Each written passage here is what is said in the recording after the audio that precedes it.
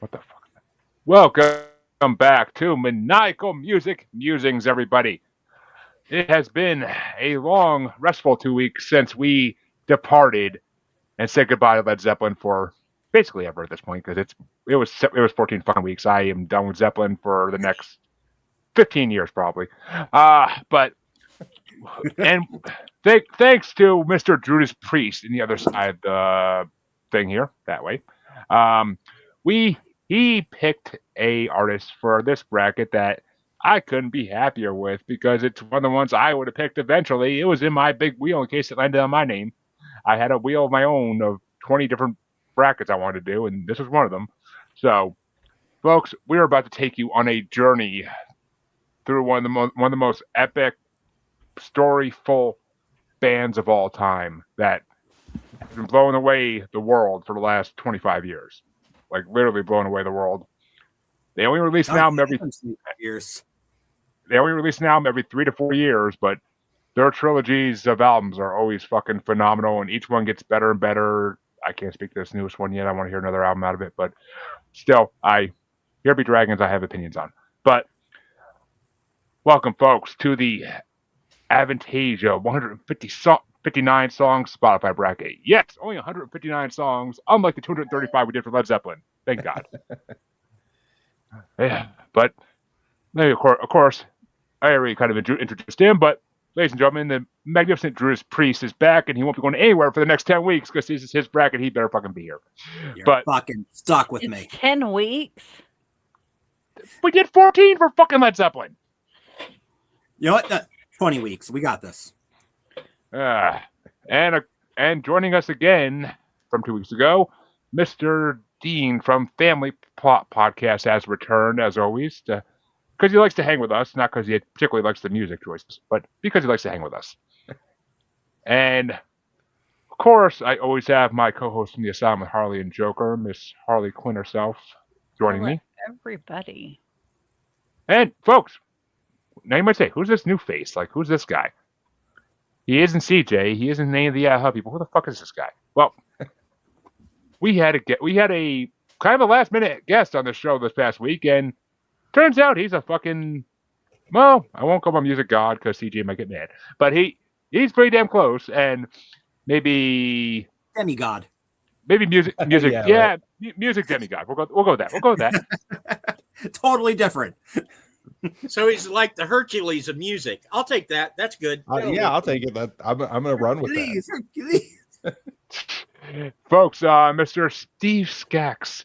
He is a lot of things, but an audio engineer above all these days. And as you can see, he has a massive, massive music collection. So behind him. Let's go. I assume that's all albums, at least. But folks, you're about to get an earful about a band that you may not have heard of because, unfortunately, in this day and age, people don't know as much about Avantasia as they should because they like stupid pop music from America. So let us help educate the world and make them a little more in tune to the European metal scene. And if you don't know who Tobias Sammet is, fucking go look it up. Oh my God, it's everything that man touches turns to gold. Literally. But let's get started off. The way you see him on the screen is the way they go, with Andrew, of course, starting us off because it makes sense because he picked this. And Andrew, first matchup is going to be number 159 ranked, the lowest ranked song in this whole bracket, Creepshow, the extended version, going against number 80 ranked Memory from one of the metal operas. I can't remember which one. I think that was 2, if I'm not mistaken. I believe you're correct, but I am going to go with Memory. I'm actually not the biggest fan of Creepshow. I think it's a great song, just not in this matchup. All right. And Dean, as a first timer to this band, which way you want to go? After listening to them both earlier today, I am not the expert that Drewdaspriest is, but I'm going to go with Creepshow. I enjoyed it.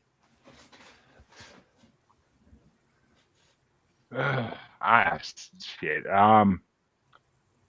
Oh, actually, okay, this is easy. Because I did actually rank these, and unlike the Led Zeppelin bracket, my internet's gonna give me shit, isn't it? You fucking dick of an internet. But And you unlike the don't know Led how to Zeppelin, spell today. huh? Don't you normally I don't do know how it to in spell. alphabetical order? Oh fuck! I put us in the wrong windows. My bad. That's all right. I'd rather. What the fuck is going on with my internet, dude? It's pissing me off right now. Well, Poor at least guy you're needing a still laptop. here. Yeah, that's because I'm not trying to open another fucking window into this thing. But all right, Harley, which way you want to go before I get into my thing? No, you could go before me today. It's unusual, so go ahead. Oh, I don't like to go first, you know. But yeah, I actually ranked these as hard as it was. I mean, I could rank Zeppelin 1,000 times easier than this, and motherfucker. But this was hard to rank, a lot harder to rank. But Memory is actually my number 5 song on this whole list. It's Memories of a Haunted Past, and I love that as much as I love Creepshow. Creepshow is one. What the fuck is going on? Harley, are you doing that, or is it just doing it on its own? No, I did it this time, but I didn't do it earlier. Oh, I thought so. I'm like, but yeah, I like Creepshow as much as I do, but it's probably one of the best songs off the new album. But it's just Memory is just classic. The vocals on it are so fucking amazing. But Harley, which way you want to go on this? I'm gonna go with Memory. Well, that does mean that Memory moves on. But which way would you have gone, Steve? Well, I also ranked these. My And man. Creepshow was actually my favorite song out of the whole playlist. I know that sounds crazy, but I love the just from a musical standpoint and the production value. When I listen to music now, I'm so big on like production value, and it kind of had that like overproduced metal feel that I love now. And then just like it had the best riffs. I thought it was super catchy and had a great chorus. So yeah, I put Creepshow number 1. Memory was actually number 9 for me. So, but I can respect that. Memory will move on. It was still in my top 10. Opera songs, like back in those days, they were just so heavy on the guitar compared to what they do nowadays. Like he had a lot more guitar players from different bands working with him back then, and they just went insane on the riffs back in the metal opera days. Yeah, there was some great riffs throughout this whole thing, but I don't know what the Creepshow just immediately grabbed me. I'm not gonna lie, Creepshow, like it's kind of like the new thing where like they make you feel like part of a community in their songs. Like it's almost like they're trying to do like a Juggalo thing or like a Deadhead thing where they're trying to make you feel like part of a community. And the video for Creepshow is actually pretty cool too. I like the video for it, but well, don't worry because the actual version of the regular version of Creepshow will be in this eventually too. That was just the extended. That was just the extended version. So. Thankfully, unlike Zeppelin, there's not that many alternate versions and lives in this bracket as there was in the other one. So, Avantasia has a shitload of songs from the last 25, 30 years. So, but that means Dean gets to start the next matchup, and it's going to be number 158 ranked Bring on the Night, the 80s version, versus Heart. Bring on the night. And Harley, which way you want to go? I want to go with Heart. I'm actually not sure which way I rank these. These are both. What the hell is? Actually, they're pretty close. All right, Bring on the Night actually takes my vote by like 4 spots.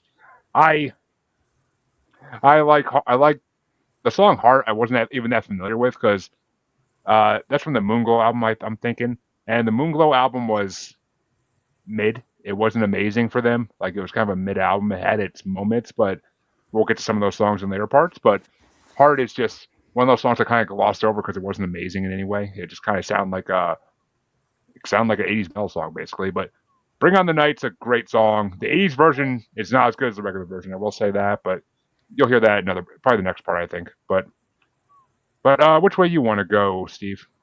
It's funny because Heart was my 11 and Bring on the Night was my 12. But I picked Heart mainly for the panning guitar solo that was going on. I just thought that was cool how they did that. But yeah, so that was my 11-12. I'm going with Heart. And Drew, that makes you the tiebreaker in this one.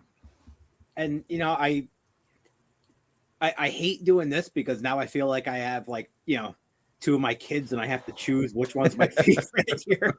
Because I do love both songs, but Heart, absolutely love that song. I love the Moonglow album. I can see where Avantasia fans have issues with that one, but honestly, I love majority of that album. Well, see, here's the funny thing, dude, because that's the middle of a trilogy. So, Ghost Lights is one of my favorite albums I ever did. It got me back into them so hard from when I listened to them earlier in life, and then I love An Evening with the Paranormal Society. With the Paranormal Society, I fucking love that album. The theme song for my paranormal show is from that album.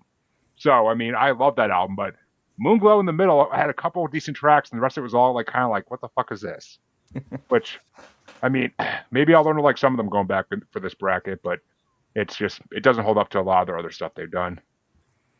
But and anybody who doesn't know Avantasia has to understand they're like Manson's done his whole career. They're like a lot of metal artists done their whole careers where there's basically trilogies of albums that are a central theme, and then they go on to something else for another theme.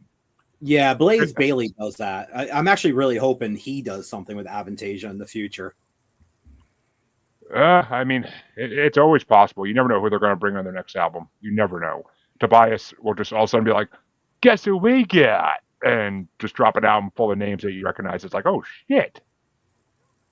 It's funny. He got Adrian Cohen to do his live stuff now, and CJ knows her. CJ's interviewed her. He's friendly with her, because he loves Seven Spires, the band she's in. Which they are. Seven Spires is a really fucking good band. I will say that. But we can't do a bracket for them yet because there's only 3 albums. But eventually, maybe. Well, Harley, you start off the next matchup. And it's going to be between number 157 ranked Against the Wind piano version or number 78 ranked Forever is a Long Time featuring Your Land from Beyond Twilight and Vagabond. Forever is a long time. It is. I mean, they're not lying on that song at least. But and how'd I rank these? Because I mean, I knew I was gonna be questioning my rankings as soon as I fucking made them. But where the fuck is the piano? Oh yeah, Against the Wind piano version is kind of like my number 30. So I didn't love it too much. I got to hear the original version again. I haven't listened to the new album so much. But Forever is a Long Time is number 18. I've loved that song for years.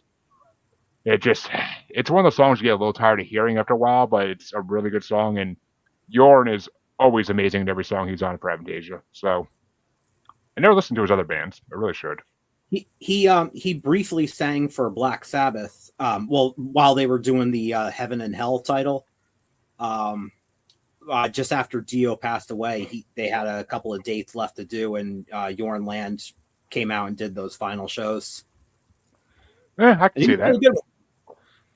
I mean, his name is synonymous in European metal. I know that, but you can find him everywhere. But which way did you want to go, Steve? I'm going Forever is a Long Time. It was my 19 on my ranking, and Against the Wind was my 22. They weren't too far off. We were actually pretty close on the Forever is a Long Time. Yeah, we were. But I'm gonna post my thing in the chat afterwards, so you guys, or I'll do it now. Oh, dude! When you meet our friend Aaron, you're gonna be so in love with each other. He anally goes through and ranks everything. I do this. I'd like that. I should be doing it like that. I just give everything stars, and then I decide on the spot. Do I like this 4-star one better or this one? Actually, that's funny. That's the way Lisa and Phil do it. So you're pretty good there, Andrew. But that means Drew. Which way did you want to go? Even though Forever is a Long Time is moving on. I was actually gonna go Against the Wind. I love them both equally. But I'm going to throw that pity vote out to Against the Wind so it doesn't go away completely empty-handed. Well, as you know, the OG version of Against the Wind will be in another part of this bracket. But Oh, thank God. and I think I like that one a little better anyway. I don't remember, honestly. It's been a minute since I only listened to the new album when it first released. But Yeah, I haven't brought sometimes it I up. just love those piano versions so much more, you know? Yeah. The piano really But- complements Tobias's voice. There's just, the piano in one of the metal opera songs on this is fucking phenomenal. I'll get to that when we get to it, though.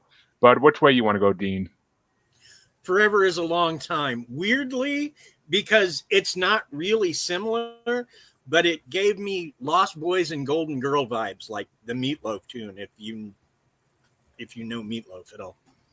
Steve's shaking his head, so at Who least doesn't I love know Meatloaf. I actually wrote a different song sounded like a Meatloaf song on here on my notes.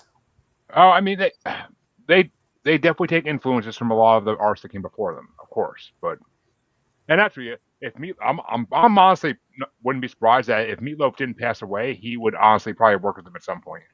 Oh, hell He yeah. He would have. Absolutely. Jim Aday was a cool guy. I'm honestly I mean, he had plenty of chances to, but I'm honestly surprised that he never reached out to Ozzy to get him on a song. He would have probably done it if Tobias reached out. Ozzy probably would have said, "Sure, why not?" But he was never shy about taking on any song that somebody wanted him on. But I don't know. I love Ozzy. Part of it's his music, but part of it is just who he became in his later years. That guy made me laugh so often. Well, yeah. Once the drugs fucking took hold of his brain, he became a different person. That was hilarious. But it's just, I mean, fucking, he has one of the best scenes in all the Austin Powers movies, and he's not even the star of the movie. It's just his one scene. It's fucking hilarious. Well, he used to have a show he did with his son, where his son would show him paranormal videos, and Ozzy and Sharon would just give their reactions to them. And one was about a fire that started, and Jack said something about, well, we did have the mysterious fire that started in our home.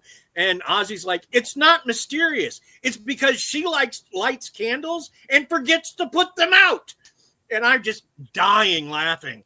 Like, okay, I didn't need to see. Did you see the clip where they were talking about tossing salad? Yes. Yeah, I love that show. So I watched it regularly. I've heard of it. I just never actually had a chance to check it out. Jeremy, you need to look that clip up. It is hilarious. Just that clip alone. Harley, do you know how many fucking movies I had to watch for a sex horror movie bracket that I haven't even had a chance to start yet? It's not Yeah, a movie. oh my God, it's just a little clip. Drew, keep forgetting about it because it's going to be a while.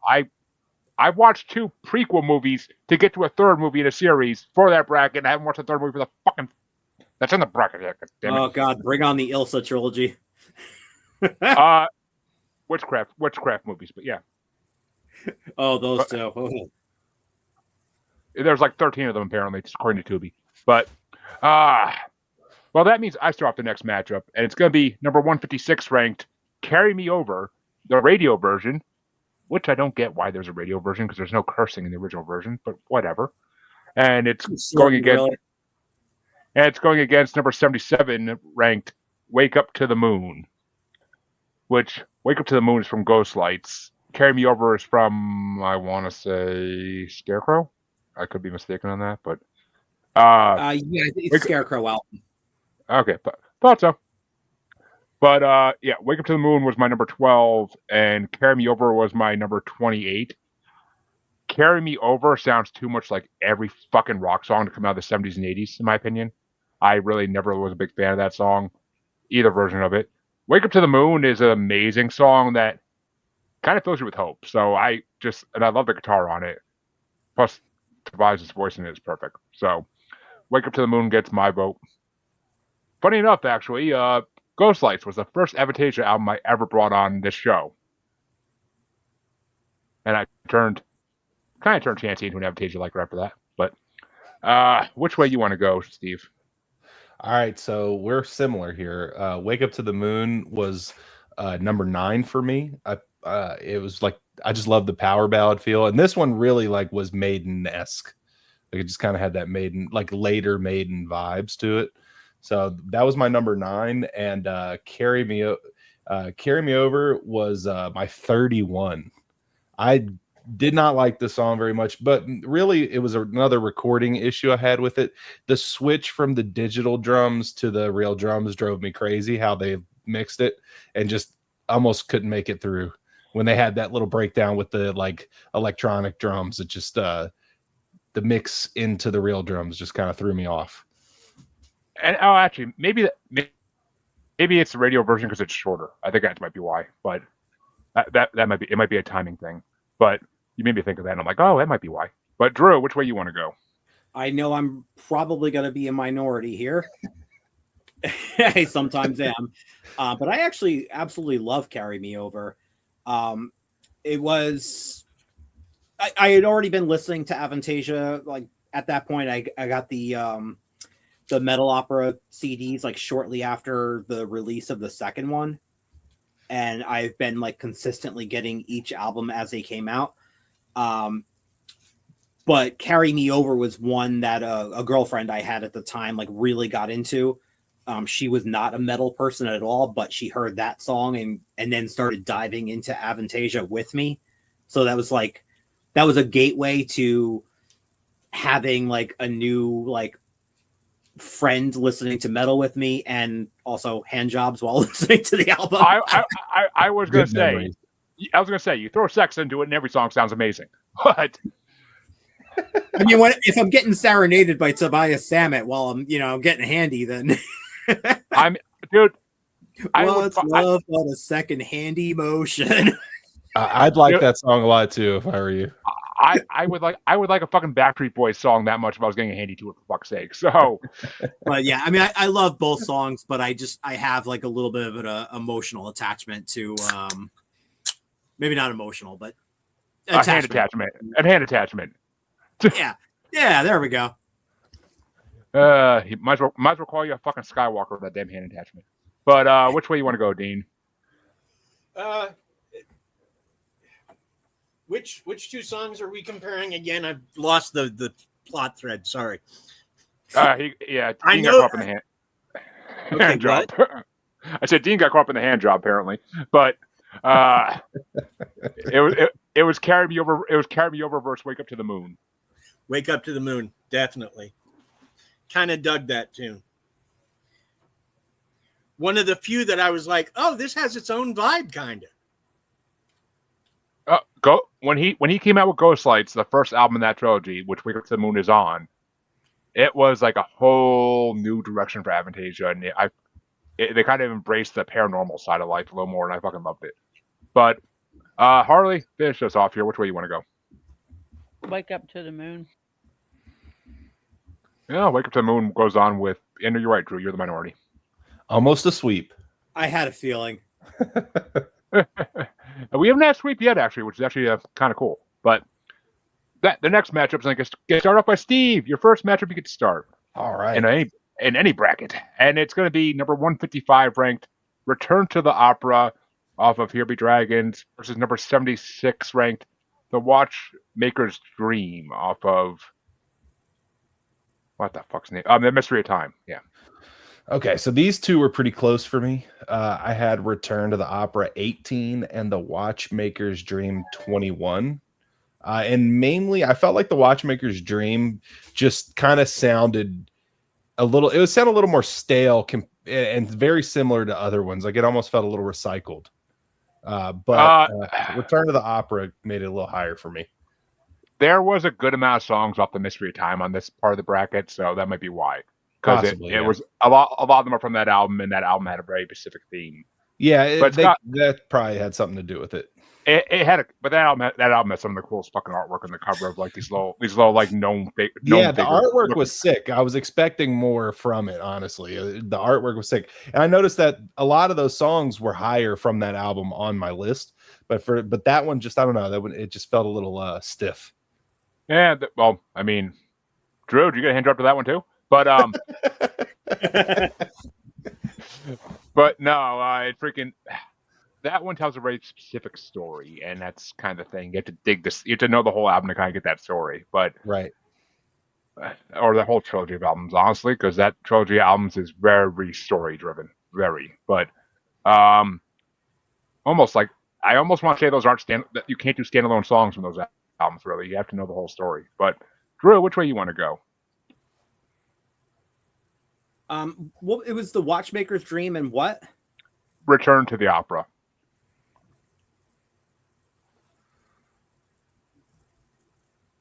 This is a harder one. I think I'm going to go Return to the Opera on this one. You keep making me want to ask the same question over and over again, dude. Are we not doing phrasing anymore? God damn it. But pulling Archer here. But which way you want to go, Dean? I guess I'm going to be the disappointment. I'm going to go with the Watchmaker's Dream, but only because it gave me Dr. Manhattan from Watchmen vibes. And you link to a comic book, and I'm there. I am all the way there. And yeah. Not a disappointment. It's still a great fucking song. Well, and you're not going to be alone, I don't think. But Harley, which way you want to go? Return to the Opera. You're fucking killing me. I was so hoping for the tiebreaker on that one. I really was. But God damn it. What can I do about? But yeah, I had Watchmaker's Dream at number 11 on mine. I always have loved that song. But Return to the Opera was at number 17. Not far off, but I just Return to the Opera is off the newest album, and I honestly didn't even remember hearing that song ever. So when I've listened to it like a lot this last week, and I like that song. It kind of tells a story, but it's just I don't know. It's Return to the Opera. You'd think they'd be going back to their operatic roots a little more, but they don't do that unless that's the next album, because they give hints on their next albums, like in every album, and in the other song on this, Everybody's Here to the End. They say like everybody's in here to the end of something. I don't know what something is, but it's got to be what their next album's going to be. So if they call the next album something, I'm going to fucking laugh my ass off. Just saying. But Return to the Opera Tobias also does love his long titles too. I mean, well, he's like me. A good title is everything. That's why I name my podcast. Normal Evening at the Moonflower Society. But he named it perfectly because that's what it's about. Like the videos for that fucking album are incredible. Oh yeah, no, he was not wrong. It's just that title just doesn't roll off the tongue as easily as Moonglow. I mean, yeah, it doesn't. You're right. But I grew up in the 80s when we had a whole channel for videos. Yeah, I remember those good days.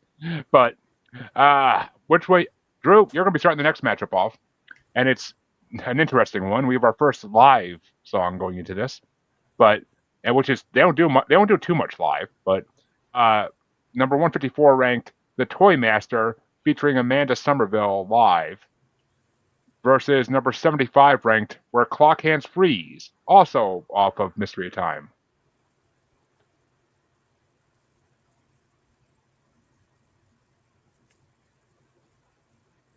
Yeah, I'm gonna go the Toy Master. I prefer the Alice Cooper version from the album, but yeah, I think overall it's still a better song. At the time of that, Amanda Somerville was the touring female singer for Avantasia, and she's mainly famous just for doing guest spots and other people's stuff. Her and Michael Kiske, she's taken taken on a lot of different like heavy tasks, just being their live singer. Oh yeah, I mean it. And she left Avantasia for personal reasons after like 6 or 7 albums because she just couldn't. I think she's got tired of how busy they were. But I mean, it's funny because she has a band called Somerville Kiske with Michael Kiske, one of the other people who's on a lot of these songs because he's a huge Avantasia too. And that's why when they do ballads together, like some of the ones on this list, they are very good at doing ballads together because they work together so often with those types of songs. But which one did you like better, Dean? Toy Master, because it reminded me of an Alice Cooper song.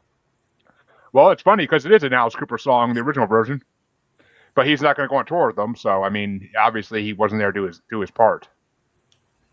But Harley, are you there, or are you still stepping away? All right, I'm assuming she stepped away, so I'll take mine first. But I had Toymaster Live at number 7 ranked because I actually thought the live was really well done. I think it's from Flying Opera. I'm not positive on that though. And where Clock Hands Freeze is my number 10, so they were pretty close. I always liked Where Clock Hands Freeze, but you could get stuck in a wormhole with any Mystery Time song because it's like they make you think about things and they make everything like it's almost like what if time didn't exist in that album. It's like it'll send you down a conundrum for a long time if you really think about it, and if you're that stoned, which I have been listening to that album, so you know. But Harley, now that you're back, which way do you want to go? Toymaster Live or Where Clock Hands Freeze?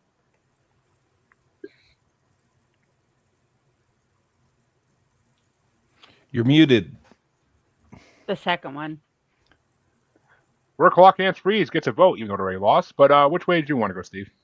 I'm also going Where Clock Hands Freeze. That was my 13, and the Toymaster Live. You guys will be disappointed now, but that was my 28. Oh, The live recording just wasn't getting it for me. Well, it wasn't. I mean, it definitely wasn't the best live in this whole thing. The best live in this whole thing was actually my number 1 rank. But it's just I had to put it up there because I love the Alice Cooper version, and Toymaster is one of the songs that got me into Avantasia. Because Toymaster's off the Scarecrow album, which that I was looking at Nightwish, the new Nightwish album on Apple Music back in the day, buying the album, and guess what should pop up in music recommended if you like Nightwish. The first album there was Scarecrow by Avantasia. So I literally hit play on Scarecrow and on Toymaster, and I found a new favorite band for life. This is so back in then. That must have been Nightwish debuting with Annette Olsen. Yeah, it was Imaginarium, I'm pretty sure, but because it was 2007, 2008, so yeah, around there. No, it was 2008, 2009, so yeah, it had to be Annette Olsen. But even though I'm a tough critic on live recordings. Oh, I was gonna say I can't think of one band that does great live music. It's why when I've gone to see live, it's usually people like Alice Cooper, because you're not there to hear the music as much as you are to see what he's going to do on stage. Ironically, I always thought Alice Cooper sounded better live. Yeah, I'm a juggalo, so ICP Live is one of the greatest things you've ever seen in your life. You're not at the Gathering? I never have been to the Gathering. I feel like I would get in trouble at the Gathering.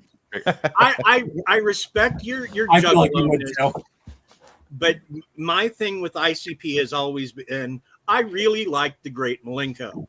I didn't really like anything that came after it. Like some of it's okay, but nothing rose to that level. Great Malenko's the greatest thing they ever fucking done. I'm not gonna deny that. But I liked until their last 2 Joker's cards.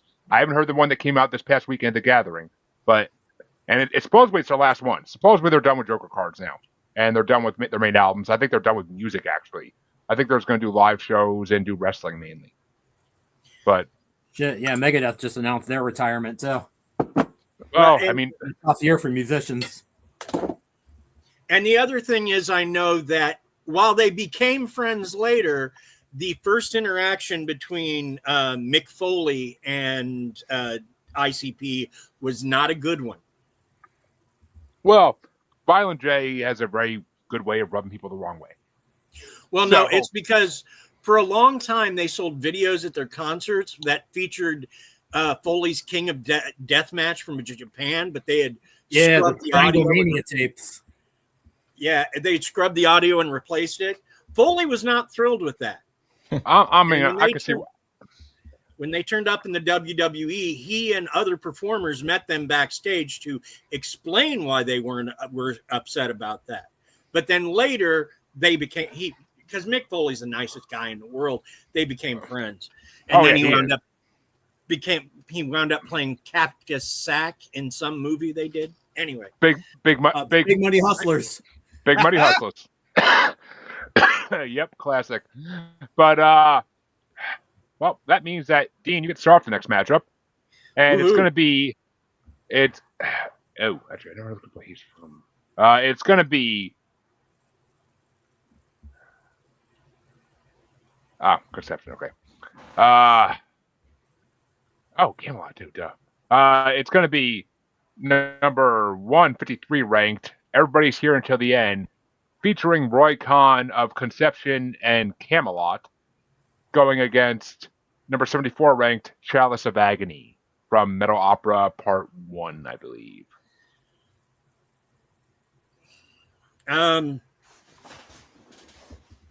I didn't love either of these songs, so this isn't easy for me, but I suppose I liked Chalice of Agony a bit more.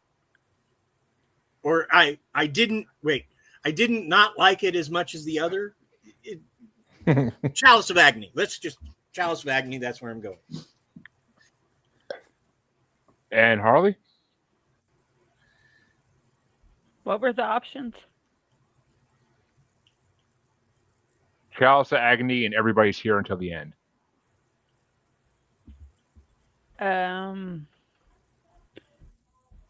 Everybody's Here Till the End. Yeah. Chalice of Agony is my number 9 rank. I fucking love that song. It's one of my favorite songs from Metal Opera. Everybody's Here Until the End. I put at number 24 rank. It's off their newest album, Here Be Dragons, and I can't get into that album like I could every other album they ever put out before that. Like, it's just, I don't know. It's something about this fucking new album. I feel like I need to hear the second album in the trilogy to really get into it. But and I don't like the chorus. Everybody's here until the end of something. Like, it sounds like a lazy fucking chorus to me. Like, you couldn't think of anything better to write. Like, it just sounds lazy. But unless he's doing like a hint towards the next album, like, that's the only thing I could think of that would really make sense for Tobias. But and then I should say, I feel like I should have fucking bought a top hat to wear for this bracket, because Tobias always wears this top hat everywhere. But Next one. I have the money to do that. But which way you want to go, Steve? We actually shared something in this, which is funny. Chalice of Agony was my number 5. I really like this one. Super powerful vocals, has a great chorus, and Everybody's Here Until the End was my 24. Just like, and really, it just felt like a 5-minute breakdown. Like, it never really felt like it got going. I just was waiting for it to kind of start, and it just kind of puttered around through the whole thing. So I'm going Chalice of Agony. And you know what's got me worried, Drew? The way he says Everybody's Here Until the End of something. Like, is he writing like that 2 more albums to do this trilogy, and then he's saying Avantasia's done? Like, that's what kind of has me worried. Like, is he ending it? You know, Megadeth just did the fucking countdown thing, and that was to announce like this next album is their retirement. You know, like, this is coming off the heels of Ozzy passing away. Like, this is not a good year to be a metal fan. Megadeth has been around for a fucking shitload longer. Maybe not longer than altogether with his Ed Guy career as well, but still, like, Avantasia still has life in it, I think. And there's so many new and upcoming metal artists in the European scene that he could fucking bring into the band. So it might just be the end of the trilogy format too. I imagine that might take a lot out of your writing. It could. There's a reason it takes 3 years, 4 years in the right fucking album. But which way do you want to go, Drew? I'm actually going to go Chalice of Agony on this one. I'm actually going to go with the group on this one. With most of the group.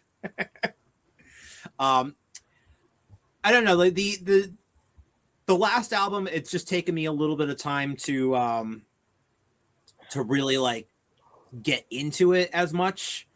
It's still a great album, but like, it didn't grab me and just like pull me in, like I heard the Metal Opera did.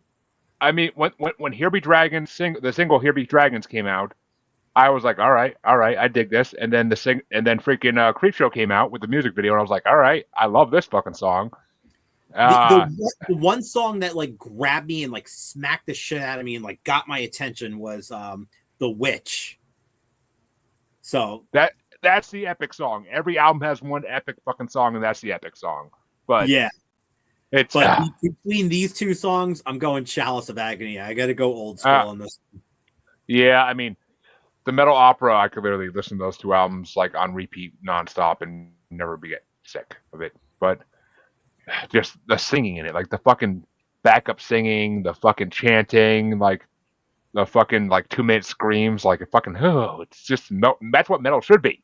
But that means that means Harley gets to start the last matchup in this half of round one, and I don't like this matchup at all. But number 152 ranked Harley, Death is Just a Feeling, the alternate version, versus number 73 ranked In My Defense.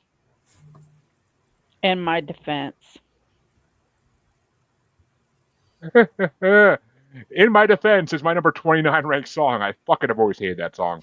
I always felt like it was just such a horrible song. It's too soft for Avantasia, in my opinion. But Death is Just a Feeling, alternate version was my number 16. It wasn't that high up. I mean, I like the original version of Death. That's just a feeling, a tad bit more. But I do love the alternate version because it has like that Addams Family Wednesday like music vibes to it. Like you almost hear like that background noise from like the Addams Family movies in the 90s, and it's like, ooh, like I kind of dig the creepiness behind it, like that. I can't vocalize what it does, but it's just I hear Addams Family in that for some reason. But Steve, which way you want to go? So we were kind of flipped on this one. I actually had In My Defense as my 17, and Death is Just a Feeling alt version is my 26. So we kind of were the swap on that one. Yeah, I don't know why I kind of liked In My Defense. It's too I don't even know how to describe it. It's too slow rock for me. Like I almost feel like it should be a fucking Phil Collins song or some shit. Like I don't know. I never can get I never could get into it. For as long as I've been into Avantasia, I never get into it. That's one of the songs I never got into. But there's another one of those in this too, but we'll get to that. But which way would you go? You want to go, Drew? Yeah, I love In My Defense. I really do. But Death is Just a Feeling. Like, I fucking love that one. Like, dead or alive. Like, how do you not get into that? That's one of my favorite songs on this particular bracket of songs. Well, and that makes Dean the tiebreaker. Which way you want to go? Choose wisely. There is a right answer this time.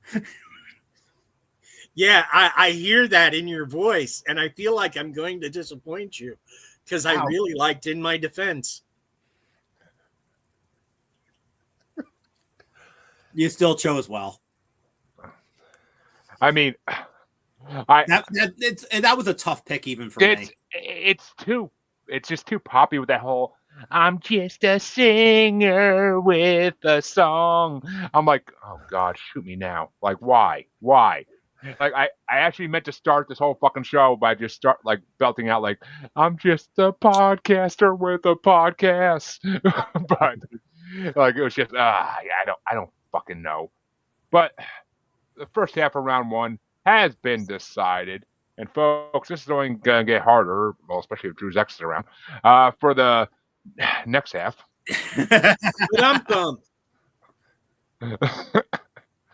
I'm a left she hears this sometimes. She might be watching. Oh, Jesus Christ. We'll be here all week. Make sure you try the veal.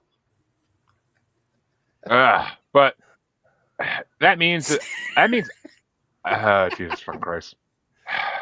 That means I start off the other side of round one for this one.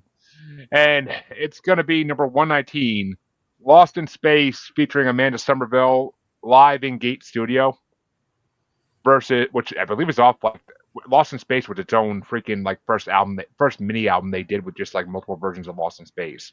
But it's going to get number 40 ranked Inside, which was from Metal Opera Part 1, I'm pretty sure. I get the parts confused sometimes, but I'm pretty sure that was Part 1. Yeah, I believe you're right. I bought the albums literally the same day and have always listened to them back to back, so I couldn't tell you really which one is which part. Here's how I remember. I like fucking the songs Journey. Well, no. Here's how I remember, Drew. I like the songs in part 2 a fucking hell of a lot more. So that's how I remember. But part 2 was metal as fuck. But these are both pretty low ranked in my fucking rankings. I think part 1 had more songs that I love, but part 2 had the songs I fucking loved. You just so sound like the blonde chick from Big Mouth when you said that. But Lost in Space was so my number 31 because I never have liked that song, and a live version of it is boring as fuck. As much as I love Amanda Somerville's voice, and she's one of the hottest chicks I've ever seen, I just don't like that song. Inside, it's ranked number 25 for me. It still isn't that high. That song is just, it's too wannabe like 70s pop. And I mean, I always die laughing at the chorus. So deep inside. Sounds like my wedding night. But yeah, I mean, I have to go with Inside because it's better than that fucking song. But which way you want to go, Steve? We're almost exactly the same. 25 was Inside for me. It just felt like it never went anywhere. The buildup just kind of was just like going somewhere and didn't. And then Lost in Space was my 32. That was a rough listen, honestly. So the regular version of it isn't horrible, but I mean, it's just it's just not a good live. Again, I'm hard to please on live recordings. Every now and then I'll hear one that's just incredible. Like I used to collect Social Distortion live vinyls. I would like get them like people would bootleg Social D live vinyls, and they were just incredible. And then some of them like were amazing, but it's really rare that I'm into live recordings. I usually hate live music. I went on a rant down show for like 20 minutes one time about how horrible live album, because it was a live album show, and I got fucking furious, and I was like, I had a few Budweisers in me, and I was fucking like, I went on a rant. I'm like, I fucking hate live music. And my co-host at the time was just like, it was not CJ then. It was still the original co-host, and he's just like, after the show, he's like, dude, what the fuck? Why'd you have to go on a fucking 20-minute rant about how much you hate lives? So I'm like, I fucking hate lives. But there's very little exceptions to that rule. Live music as a kid, and I would collect like whatever live bootleg I could get, like in particular Black Sabbath and Megadeth. The drums on some of those Black Sabbath live records sound better than the drums on their recordings. And so I had to get all the live shows for like the non-Ozzy, non-Dio singers, because I'm just a huge fan of that stuff, and there's like so little of it out there. Right. I feel like doing some parts of Led Zeppelin made me hate lives a lot more, but it really did. But which way you want to go, Drew? You want to go Lost in Space, or you want to go Inside? I'm actually going to go Lost in Space. I mean, I think I love the song anyway. I don't think that this is a boring live track. I think it's actually a really good track. Not as good as the original song, but I mean, the original song is like, that's the big hit. That's the one that like kind of gave Avantasia a semi-mainstream hit.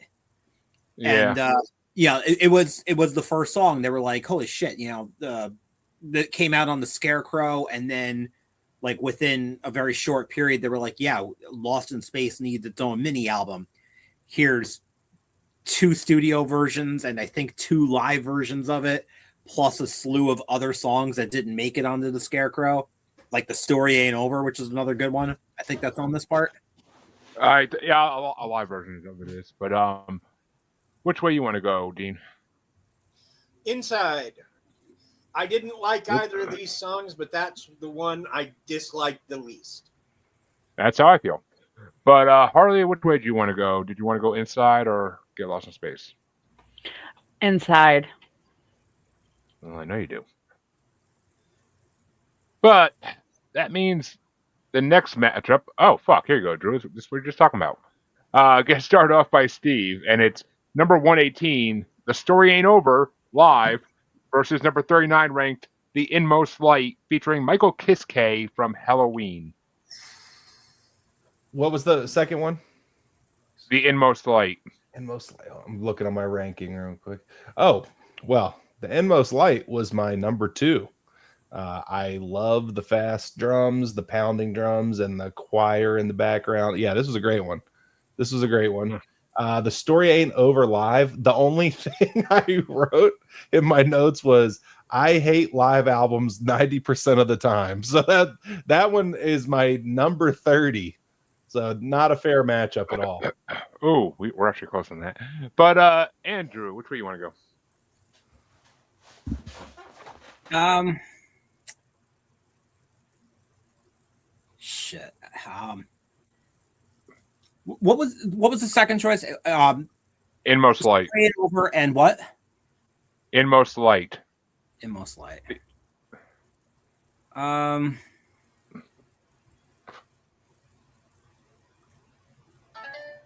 This is a tough one. I think I'm gonna go Inmost Light on this one. I love The Story Ain't Over, but I love the studio track way more. Yeah. And which way you want to go, Dean? I can't believe I'm doing this because I've never liked Halloween. I've always felt like they sound like they're trying to be other bands. So, but Inmost Light. I have actually never checked out Halloween. I always wanted to. I never had a chance to. But well, I've been told I'm wrong. In fact, I had a friend of mine like, no, you got to go online because they did a concert and all the old guys reunited with the new guys. And they made fun of one of the old guys because he's bald. And I'm like, this is not a reason to watch them to me. I don't know what you're talking about. But... Oh, it's Michael Kiske. He's bald as fuck. But, oh, yeah. I mean, Kiske has been on a lot of Avantasia stuff since the beginning. He's worked really closely with Tobias through every album, basically. He kind of gave him a new life after he left Halloween. But which way did he want to go, Harley? The non-live one. And folks, that means we have our first sweep of the night because The Story Ain't Over was literally my number fucking 32. I'm not a big fan of that song to begin with, but the live version is just fucking trash. And the Inmost Light was like number 14. I mean, it's off. That's an Evening with the Paranormal Society, if I'm not wrong, Drew. I think. I honestly don't recall. Not offhand. It might be. It's gonna piss me off now if I don't look at it. It's off that trilogy, I know that much, but and I can't even fucking find it now. Oh, fuck you. Oh, yeah, I was right. I was 100% right. It is an Evening with the Paranormal Society. I like that song. It's just there's too many metal opera songs in this for that to be higher. But that means that, Drew, you get to start off the next one. It's number 117 ranked, Return to Avantasia, versus number 38 ranked, Runaway Train, featuring Bob Catley from Magnum, Jorn Lande, and Michael Kiske, all in one epic song. That is an epic build-up, but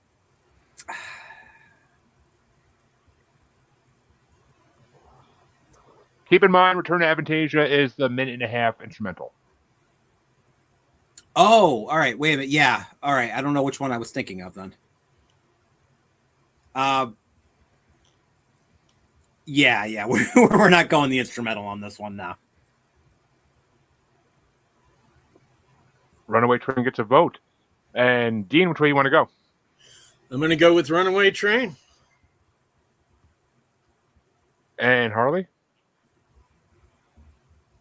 Okay, you already know how I am with instrumentals. I will turn it off because I can't focus on it with my ADHD. So the one that's not the instrumental. Well, here's the thing about that though. I mean, it's not ADHD for me. It's just instrumentals are boring without lyrics. But I usually feel the same way.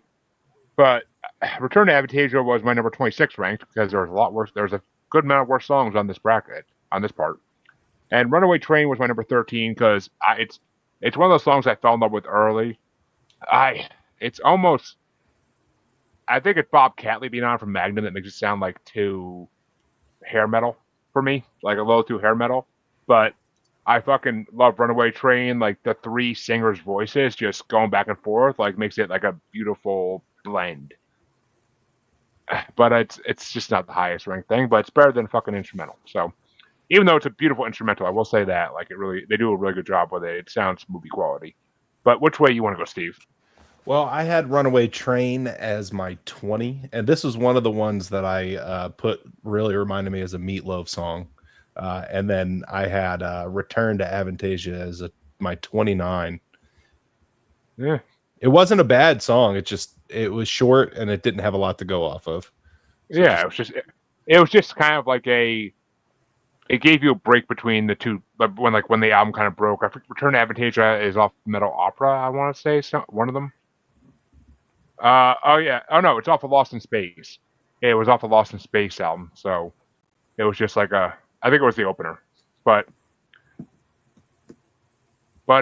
this next album, this next matchup is gonna get started off by where the fuck were we? Oh, by Dean, and it's number 116 ranked Scars featuring Jeff Tate from Queensryche versus number 37 The Haunting from Ghost Lights, and Scars is from Moonglow. The Haunting. I felt like it did a better job of reaching me with the subject matter. I don't disagree. And Dean, which way you want to? Didn't I just go? He wants you to go again. You get two votes. I could have swore. I could have swore. I thought that was Drew. But which way you want to go, Harley? The Haunting. And I had The Haunting as number 8 ranked. I fucking love The Haunting. As a paranormal lover, it just got me in those creepy. I didn't like it at first when I first heard it years ago, but it kind of grew on me. And the background music in it and like the chanting is just fucking amazing. Scars is number 20 for me. I like it. Oh, I always liked it, but Moonglow, like I said, is the weak album of that trilogy. So The Haunting gets my vote as well. But which makes it win? But which way do you want to go, Steve? We're actually the opposite. I had Scars as my number 8, mainly because it really was like a Maiden song. And then I had The Haunting was my number 23. Didn't like it, but it just I liked Scars better.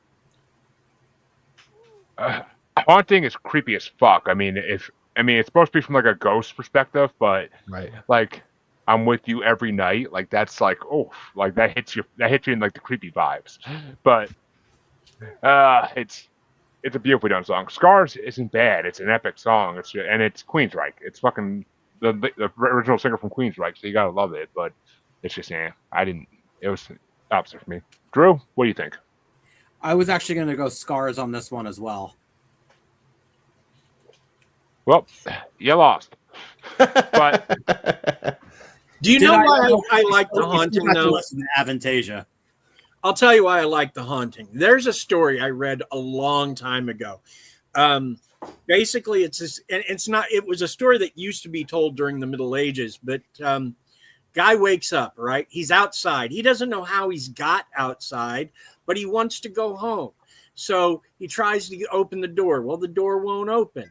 So then he climbs the trellis right up to his window, and he sees his wife sleeping, and she's so much older than the last time he saw her.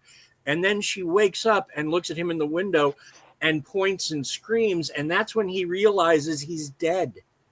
And The Haunting reminded me of that. And honestly, if that was an old like medieval legend, it might have been what they took the song from. It honestly could have been because they're from Europe, so that they're a very European oriented band. So that very well could have been where it came from. I wouldn't doubt it. But that means that Harley starts the next matchup, and I hate this matchup. But it's number 115, Ride the Sky, which what what album is that from? I always forget. It's from the Lost in Space album too. Yeah, a lot of Lost in Space in this. Versus number 36 ranked, What Kind of Love, featuring Amanda Somerville and Michael Kiske from the Scarecrow album. What kind of love? Well, it's like I said, Somerville Kiske is a band that did 2 albums together. So it's they're good at ballads, and What Kind of Love is an amazing ballad. Which What Kind of Love is my number 21 ranked, and Ride the Sky is my number 27 ranked. Ride the Sky sounds too 80s metal to me. It sounds like 80s metal 100%. Like it seems out of time with Avantasia. Like that guitar is just such I could almost hear it being like early Bon Jovi or maybe even Damn Yankees or one of those types of bands. But yeah, What Kind of Love got my vote by a little bit. Which way you want to go, Steve? Well, What Kind of Love actually was my number 7 because I really like the vocals on this one a lot. Recording and performance, it was just great. And then Ride the Sky was my 15. I like this song too, honestly. Like I thought the drum fills were really cool. The guitar riff during the breakdown had like an ominous kind of thing going on. Felt a little evil. So I do get that 80s thing you're talking about. But I liked it, but I'm going to go What Kind of Love. You actually just made me think of it. Ride the Sky, it reminds me of Aces High by Iron Maiden. That, yeah, I definitely. It has that guitar, it has that vibe to it. Like, but which way you want to go, Drew? I don't know that I picked up a Iron Maiden vibe for it, especially comparing it to Aces High, because I'm not really a fan of that song. But Ride the Sky, oh god damn, I fucking love that song. I don't even remember what is it up against. What kind of love? Another great song, but yeah, I'm gonna stick with Ride the Sky. And Dean, which way would you have gone? What Kind of Love? It's a good ballad. It's a really good ballad. My buddy Rob just texted me. He's watching this, and he said, "Boo, Scar didn't get enough love." Well, that means that I start the next matchup, and it's number 114 ranked Rat Race featuring Bruce Kulick, guitarist for Grand Funk Railroad and Yorn Land, going against number 35 ranked Master of the Pendulum from Ghost Lights, and Rat Race is from Scarecrow, I want to say. No, Rat Race. I forget which album it was, but there was a year where they did 2 albums released on the same day, and it was Angel of Babylon. It was Angel of Babylon. Yes, yeah. I forget what the other album was, but yeah. Oh wow. I think it was Angel of Babylon and Mystery of Time same day, but not Mystery of Time, but there was another. Yeah. I'm not sure, but 2 albums the same day, and I don't actually. It's like Metal Opera 1 and 2, you know? I don't remember which one's which. But actually, it's pretty funny because I'm pretty sure every Avantasia album is like represented in this part of the bracket already. And this is the only song I'm pretty sure from Angel Babylon. I don't think there is another one. It's a fucking solid album, so it's probably greatly represented in one of the future parts. Every song they have on Spotify is on this bracket at some point. So, I mean, yeah, it's definitely there. But for me personally, Rat Race was my number 22, and Master of the Pendulum is my number fucking 6. Master of the Pendulum is one of the most beautifully crafted songs of all time. Like, that whole chorus of, like, tick tock, someone's watching over you. Like, I love the fucking way they sing that chorus. Like, that song pumps you up so fucking hard. And the lyrics are just fucking phenomenal. Like, I can't begin to recite them, but every lyric in that song is fucking phenomenal. And Rat Race, I never liked. It was just one of those songs. It was too 80s metal too, like for them. Like I just never liked Rat Race. I mean, I get the guitar's gonna sound like that because it's fucking Grand Funk Railroad, but I just never liked that song. I kind of learned to like a little more of this part of the bracket compared to when I used to listen to the albums like that, but it's just, I don't know. It was too similar to other shit for me. But which way you want to go, Steve?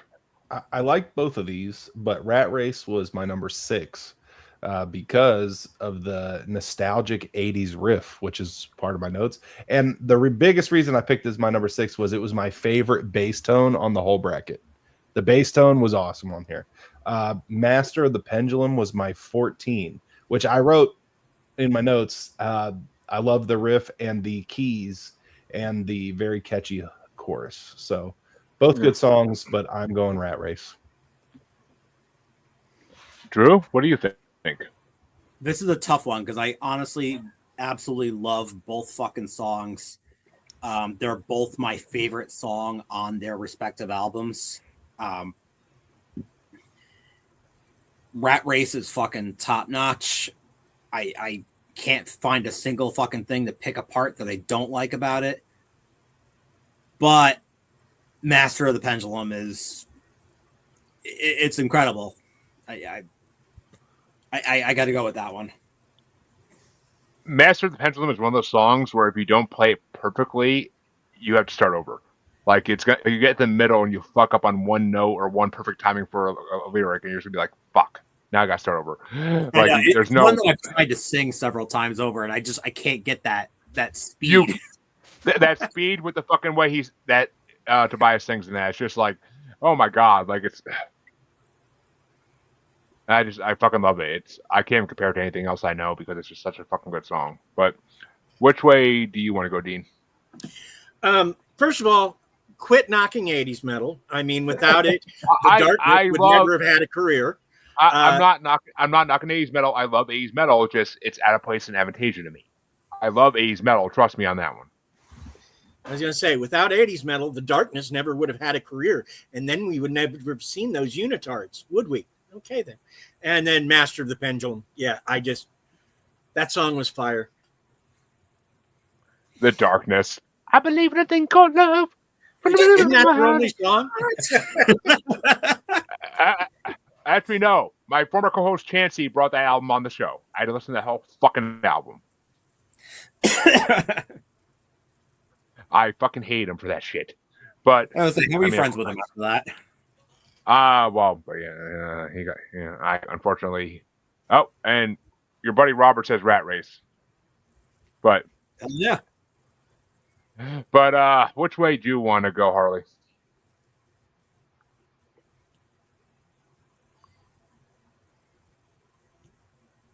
Harley, you're muted. Ladies and gentlemen, Harley has left the building. I'm back. Oh. My computer froze. Which way you want to go, even though it doesn't matter? What were the options? Rat Race and Master of the Pendulum.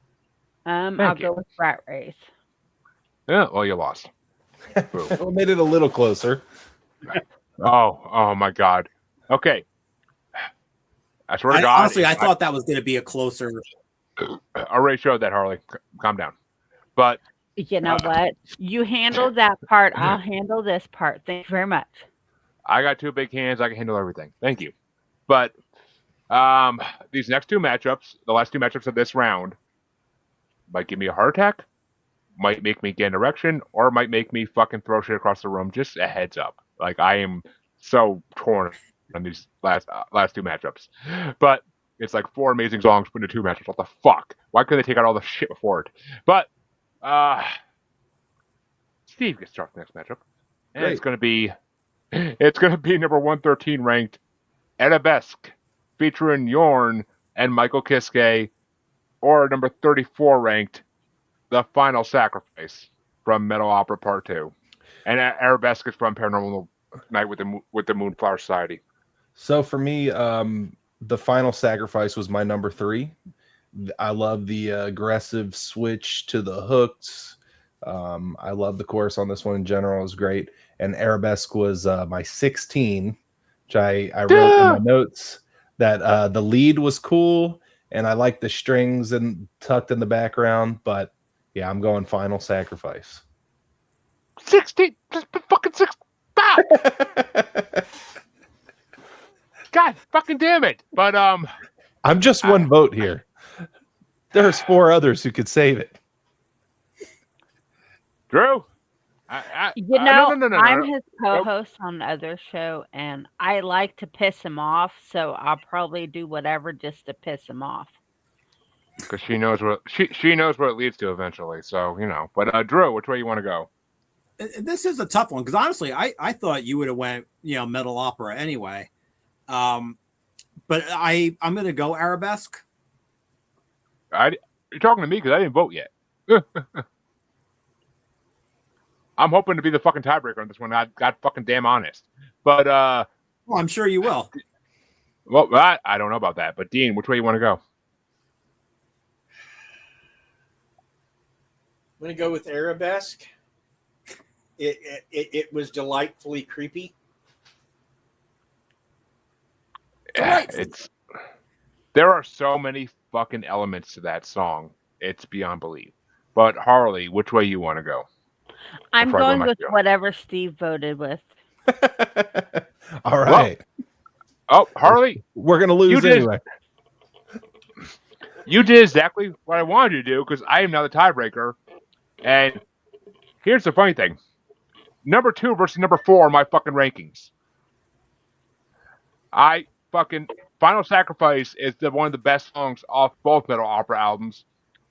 Are you ready for the brimstone? Bow, down, down, down. Like fucking, that is such pure metal to me.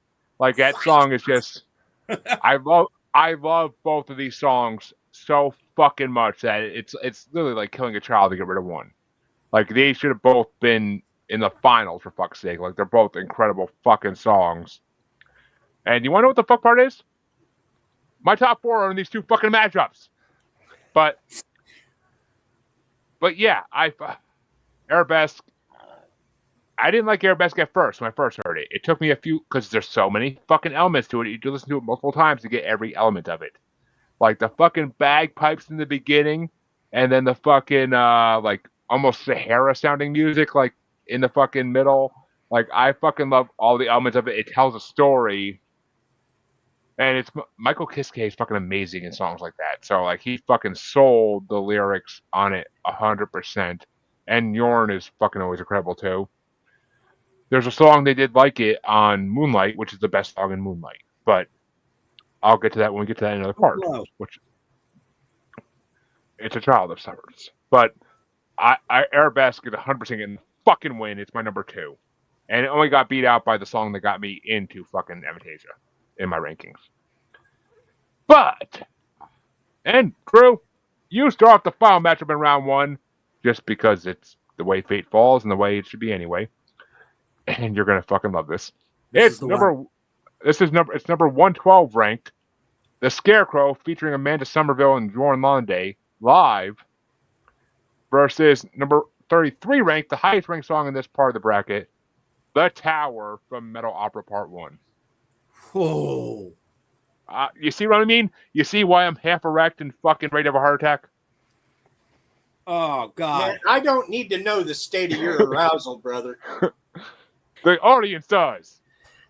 Well, at least he's not standing up and showing you it and thrusting his crotch into the screen. I only did that once on other shows. I only did that. I only did that once. He wanted it. He was asking for it.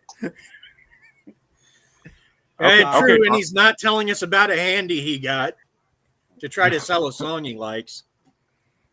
Hey, pendulum's like Harley. It has it from front to back. But I mean, no.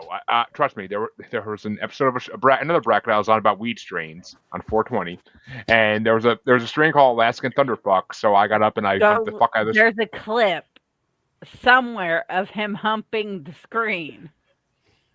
It was called Alaskan Thunderfuck. You have to. But we're not saying the name of the show. Nope, we don't talk to those bastards because we don't promote them. Nope, they're fucking bitches. But Drew, is it Scarecrow Live or The Tower? I feel like I should be fucking having a stroke while I say that. I think I'm going with The Tower on this one. And This is a Dean, tough one.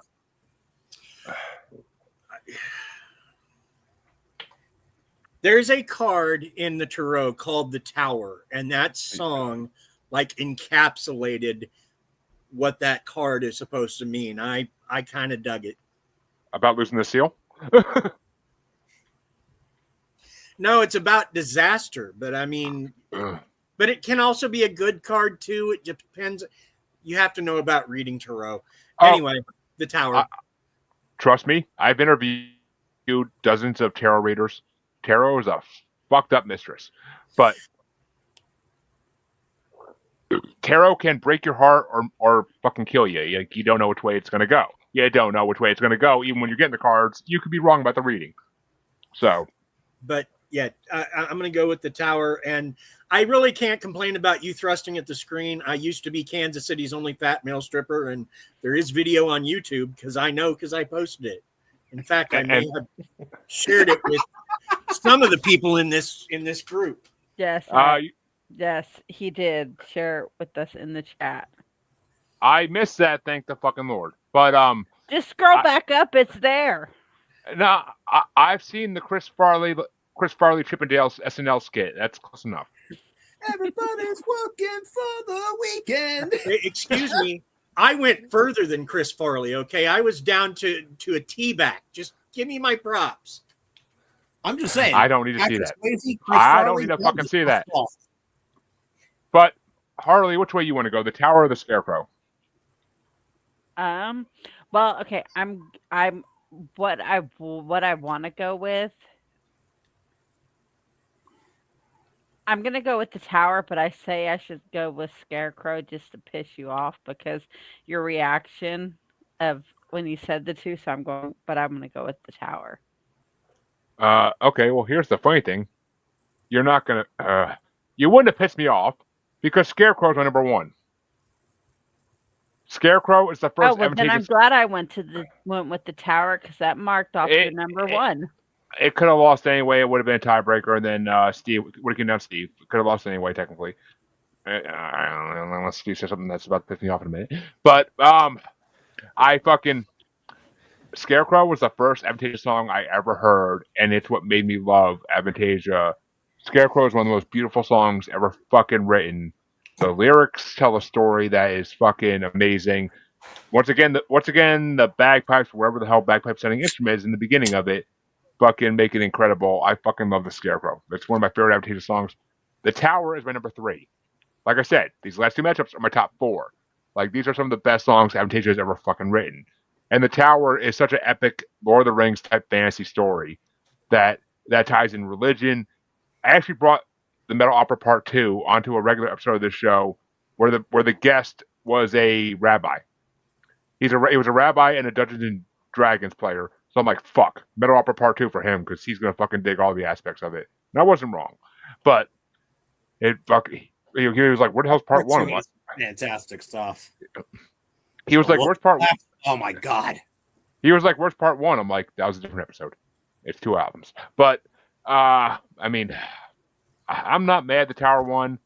The Scarecrow will be in this again in its regular version, not the live version. That's the reason I could live with the Tower winning this. Yeah, I think the studio version is definitely a better. But that live was fucking incredible. That's one of the best lives I ever heard of a song. So, and that was from the Flying Opera. But which way would you have gone, Steve?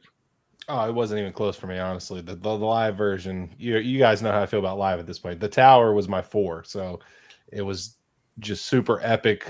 I love the Tower. They were about 20 spaces apart, so the Tower was getting it. And what's funny is that this playlist went from a song from their newest album to a song from their oldest album. Like, I love the way this. I mean, it was all mixed in the middle, obviously, but I love the way this playlist went from like end to beginning. Like, it kind of brings you home at the end because it's like Tower is what got a lot of people in. Like, that album got a lot of people into this fucking band. So it was a beautiful thing. It was kind of almost synchronicity in a way, but that means round one's officially over after an hour and 20 minutes. I knew this would be a hot one, but Jesus. But that means we're hanging in there. But Steve, I almost forgot. I heard an excellent live performance, but it was at an outdoor amphitheater. It was Evanescence. Okay. And it was really good. But I know seeing and hearing live is way different than recording it and putting it on an album. So Absolutely. I don't know if the experience would translate.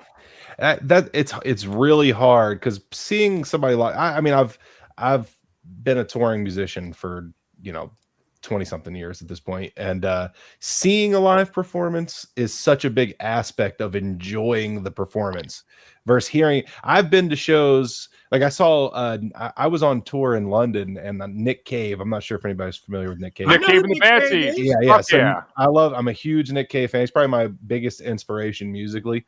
But Nick Cave was over there performing. It was right after his last book came out, The Death of Bunny Monroe.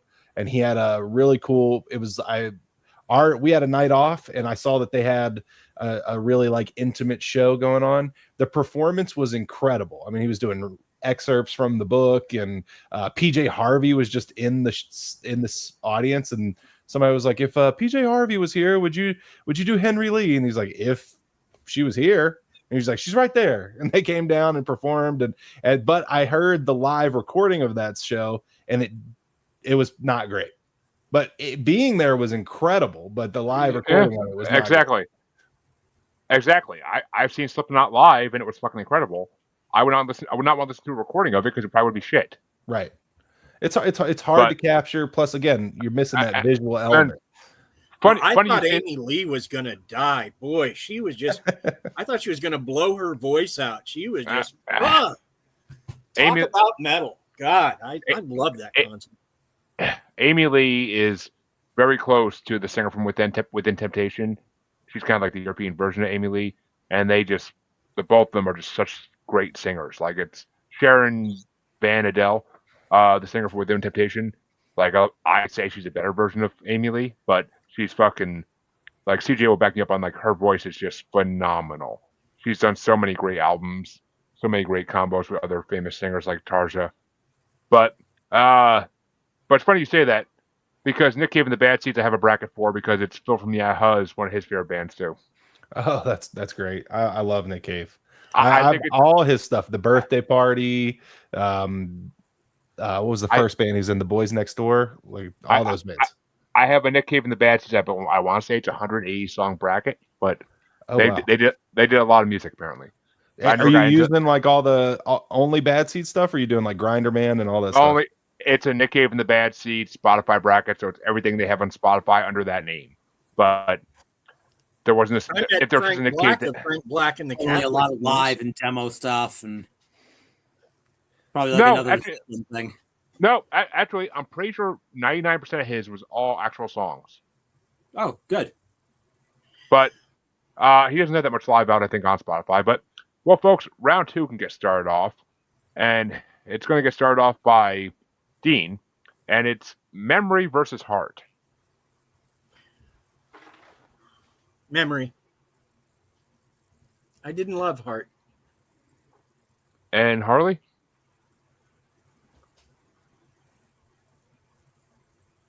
Where's my notes? I lost my notes. Sorry about that. Having technical difficulties tonight. What were the options? Memory versus Heart.